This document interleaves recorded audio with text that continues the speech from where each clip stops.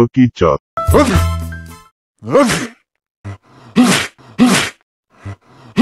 Gue datang kembali mau menyapa dulurku sekalian. Apa kabarnya hari ini, lur? Aman ya, lur ya? Judul film kita kali ini yaitu No Future, lur. Film ini adalah garapan dua sutradara muda yaitu Andrew Irvin dan Mark Smoot, seorang sutradara yang menggarap film kontroversi yang berjudul Plus Minus, lur. No Future dirilis pada tahun 2021 dengan mengusung genre drama and romance, dan rilis film ini hanya dilakukan di Amerika, tepatnya di beberapa kota di Amerika ya, lur, yaitu di Tribeca Film Festival pada tanggal 13 Juni 2021, kemudian di kota Dallas, Amerika saat Dallas International Film Festival pada 9 Oktober 2021, dan terakhir film ini melakukan rilis di kota Texas, Amerika pada 17 Oktober 2021. Dan film ini juga dinominasikan menjadi nomine untuk kategori Founders Award di ajang Tribeca Film Festival 2020. Film yang dikenal dengan judul Yarinsis dalam judul versi Turki ini mengambil lokasi syuting di kota Fort Worth, Texas, Amerika. Film ini yang berdurasi 1 jam 29 menit ini mampu meraih rating yang bagus dari IMDb yaitu 5,4, lur. Meski film berbudget rendah, namun film ini tergolong sukses dengan ratingnya ya, lur. Dan film ini juga mendapat respon dari Rotten Tomatoes dengan berhasil meraih 60% audience score serta mendapatkan 92% review score-nya, lur. Untuk aktornya, film ini akan dibintangi oleh Catherine Keener, artis kelahiran 23 Maret 1959 di Miami, Florida, Amerika. Beliau adalah artis senior yang sudah malang melintang di dunia perfilman Hollywood. Banyak film besar yang dibintanginya. Ada Bang John Malkovich tahun 1999, dia berperan sebagai Maxine Lune, dan di film Capote 2005 beliau memerankan sosok Nellie Harper Lee. Bahkan beliau juga terlibat di serial animasi Incredibles 2 2018 untuk mengisi suara tokohnya si Evelyn ya, lur. Sudah cukup menurut gue pembukanya, lur. Kita langsung ngenter aja untuk masuk ke topik utamanya. Rapikan bantal, tarik asbaknya, dan tancapkan udut kalian masing-masing, lur.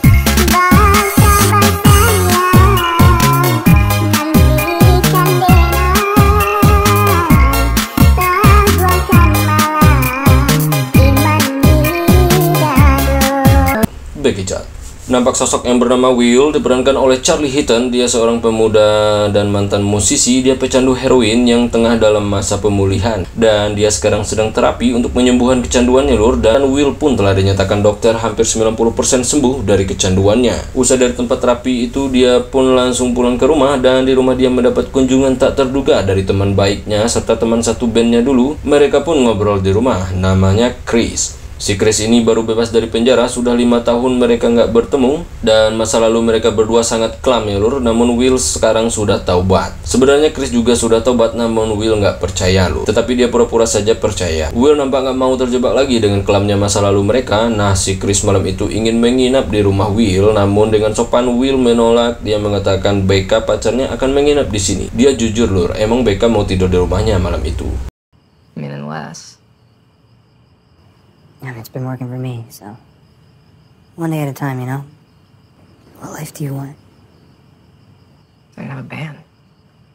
Namun menolak Chris juga dilakukannya untuk menjaga jarak dengan si Chris ya, lur. Dia benar-benar trauma dengan masa lalunya. Tak lama kemudian Becca pun datang. Ini dia cabe-cabeannya, lur, diperankan oleh Rosa Salazar. Melihat kedatangan Becca, dengan sopan pula Chris pamit pulang. Si Chris pun pulang ke rumah ibunya. Ini dia ibu si Chris, nama beliau Claire, diperankan oleh Catherine Keener. Beliau menunggu si Chris sampai larut malam. Beliau ingin memastikan putra kesayangannya ini dalam keadaan baik-baik saja. Begitulah kasih sayang ibu yang sudah lama merindukan anaknya yang lama di penjara ya, lur. Dan kedatangan Chris malam itu beliau sambut dengan senyum manis. Tak lama kemudian Claire masuk ke kamar dan Chris pergi ke kamarnya pula. Diceritakan di sini Claire adalah jande. Dia menghidupi Chris sendirian dari kecil sebagai single parent ya, lur. Dan di kamar nampak Chris mulai menggunakan narkoba. Dia menyuntikkan ke tangannya, sementara Claire nggak bisa bobok malam itu. Entah kenapa dia punya firasat buruk dengan si Chris. Dia pun bangun dan menggedor kamar si Chris, dan berulang kali nggak dijawab. Dan ternyata Chris,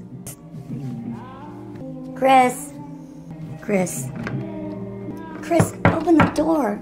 Chris meninggal karena overdosis ya lur. Dan pagi itu Will sedang bergelut hebat dengan si Becca pacarnya ya lur. Tiba-tiba HP-nya berbunyi, dia menghentikan gelutnya. Telepon itu dari ibu si Chris. Beliau menelpon karena ingin memberitahu si Will bahwa Chris sudah tiada, dia meninggal malam tadi karena overdosis. Will benar-benar terkejut. Dia terdiam dan kosong sejenak mendengar teman baiknya sudah tiada lur. Dan Claire pagi itu menemui mantan suaminya yang bernama Philip, memberitahu bahwa anak mereka juga sudah tiada ya lur. Dan pagi itu Will yang sedang panik itu langsung pamit ke Becca. Dia ingin segera pergi ke rumah Chris untuk yasinan ya lur. Di situ dia bertemu dengan teman-teman band lainnya yang juga sudah lama nggak berjumpa. Nah, ini salah satu temannya yang bernama Doug ya lur. Dia drummer band mereka dulunya, dan ternyata semua benar-benar bersedih ya lur kehilangan sosok si Chris. Bukan hanya Will doang, digambarkan di sini lewat obrolan Will dan Doug bahwasanya Chris adalah orang yang sangat baik. Dia sangat setia kawan dan dia sangat peduli dengan teman-temannya. Will segera menemui Claire, mamahnya si Chris. Dia mengucapkan bela sungkawa yang sedalam-dalamnya. Dia benar-benar merasa kehilangan Chris, ucap si Will. Dan Will pun ingin menyampaikan penyesalannya semalam menolak Chris tidur di rumahnya. Namun melihat kondisi Claire yang sudah terpukul berat, dia mengurungkannya untuk mengucapkan itu. Berulang kali Will memberikan pelukan hangat ke Claire untuk menenangkan dirinya ya lur. Claire benar-benar terpukul. Sepulangnya dari situ, Will nampak mendatangi rumah ayahnya. Di situ sang ayah ingin melihat tangan Will. Setelah melihatnya, barulah beliau percaya Will benar-benar sembuh. Tak ada bekas jarum lagi di tangannya. Begitulah penderitaan para pemakai ya lur. Jadi jangan coba-coba pakai barang satu ini lur. Will pun memberitahu Becca lur siang itu bahwasanya kejadian malam tadi benar-benar membuatnya merasa bersalah kepada Chris. Andai saja Chris di sini bersama mereka, mungkin dia akan selamat. Tentu Will akan melarangnya menggunakan barang itu ya lur. Dan Will ingin menebus kesalahannya itu untuk berbakti kepada nyokapnya Chris, si Claire lur. Dan mendengar itu tentu Becca pun sangat-sangat mendukung. Tujuan Chris agar Claire merasa sosok Chris ada selalu di rumah dengan kehadiran Will ya lur. Dia nggak ingin Claire terluka sendiri. Ini baru bestie sejati lur. Siang itu dia pun menelpon Claire menanyakan kabarnya. Claire menceritakan barang peninggalan Chris membuatnya sedih. Dia tak bisa melenyapkan bau si Chris di rumahnya. Duka ini sangat menyiksa Claire. Kasihan dengan Claire, Will pun mengajaknya ngopi malam itu di warung kopi Bude Warni lur. Mereka ngobrol panjang di warung itu dan nampak si Will berusaha menghibur Claire. Walaupun candaannya garing ya lur, namun meski begitu Claire nampak berusaha menjadi terhibur. Tibalah waktu pulang di mana mereka berjalan kaki ke arah mobil. Di tengah jalan nampak perhatian si Will ke Claire. Dia memasangkan jaketnya. Mendapat perlakuan kayak gitu, Claire nampak memeluk Will. Dia berterima kasih atas perhatian Will ya lur. Dan Will mengantarkan si Claire ke rumahnya, dan di rumah Will kembali menunjukkan perhatiannya ke Claire. Seperti dia memberikan perhatian ke ibunya ya lur. Dia mengantar Claire ke kamar dan dia mengambilkan minuman untuk Claire sebelum bobok manis. Namun Claire tak bisa lagi membedakan mana ekspektasi dan mana realita lur. Dia merasakan betul kasih sayang Will, dan Claire menarik tangan Will untuk mendekap ke dadanya seperti yang sering dimintanya ke Chris dulu ya lur. Dia merasakan Will seperti Chris anaknya, dan Will jadi salting dibuat seperti itu lur. Dan Will benar-benar gak kuat. Dia pun khilaf. Dia nge-kiss si Claire, namun Claire bukannya nolak, malah membalas dengan menariknya lebih panas ya lur. Mereka pun cipokan lur. Dan tak lama kemudian si Will seperti tersadar dari khilafnya. Dia melepas dekapan Claire dan berlalu pergi. Will benar-benar bingung dengan kejadian itu ya lur. Ada apa dengan dirinya? Dia pun pulang. Dan Will kepikiran terus dengan si Claire. Dia takut apa yang dilakukannya semalam membuat Claire tersinggung, menyakiti perasaan Claire. Kalau sampai itu terjadi, dia akan menyakiti Claire untuk yang kedua kalinya. Dan dia pun nggak mood dengan ajakan gelut si Becca, sampai membuat Becca curiga dengan Will. Will tak peduli dengan kecurigaan Becca. Dia malam itu pergi ke rumah Claire, meninggalkan Becca sendirian di rumah, dan Claire menyambutnya dengan hangat. Come in. You alright? What's wrong?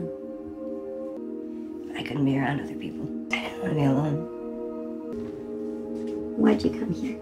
Mereka ngobrol di dapur dan Will minta maaf atas kejadian semalam. Claire yang masih lesu dengan kehilangan putranya tiba-tiba saja langsung ngecup si Will, dan mereka pun akhirnya bergelut di dapur lur. Will tak bisa lagi menghindari kilafnya. Malam itu mereka melanjutkan gelut di kamar. Mereka pun ngobrol usai gelut ya lur tentang sosok si Chris. Nah, dia tidur di rumah Claire malam itu, dan paginya baru si Will pulang. Dia menjemput Becca ke rumah sakit tempat dia bekerja. Will minta maaf kepada Becca atas kejadian semalam. Hubungan Will dengan Becca pun memburuk, di mana Becca meminta penjelasan dari Will kemana mana dan ngapain dia semalam, dan Will mengaku dia ke rumah Claire dan dia tertidur di situ.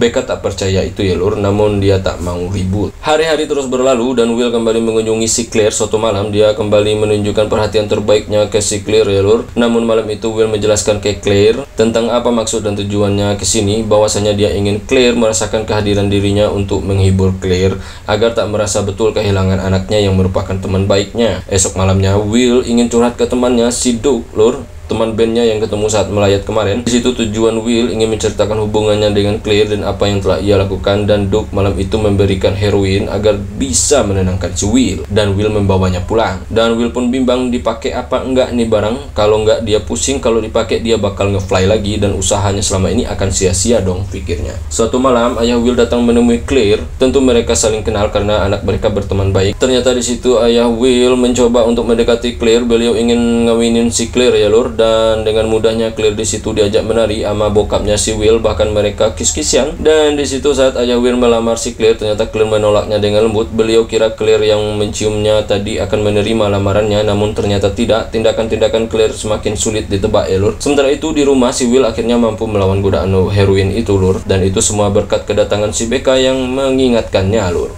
Will benar-benar berhutang banyak kepada si Becca ya lur. Saat Will sedang asik gelut dengan Becca pagi itu, tiba-tiba saja Claire datang ke rumahnya. Will sempat terkejut, apa-apaan ini? Bisa kacau semuanya kan lur.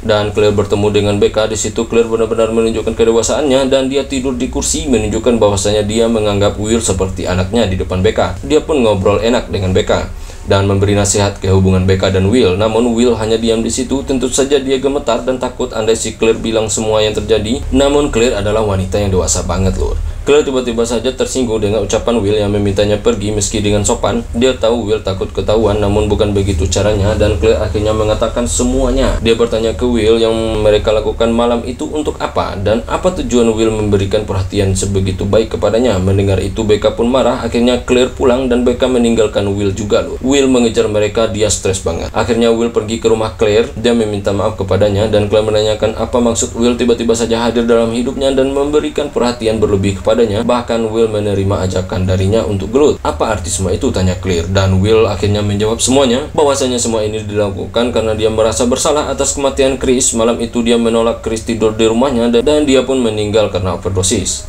Kalau saja Chris tidur di rumahnya mungkin dia akan melarangnya, namun dia benar-benar gagal sebagai teman, ucap Will. Dan Claire menjawab semua sudah usai, Chris tak akan kembali. Dan Claire meminta Will untuk pulang, dan di rumahnya Will yang stres dan penuh kesalahan karena dari menyakiti satu orang menjadi menyakiti dua orang lur. Bahkan si Claire tersakiti yang kedua kalinya, dan Will akhirnya kembali menggunakan obat terlarang, dan upayanya yang hampir selesai sembuh dari ketergantungan narkoba akhirnya sia-sia. Dia gatot alias gagal total.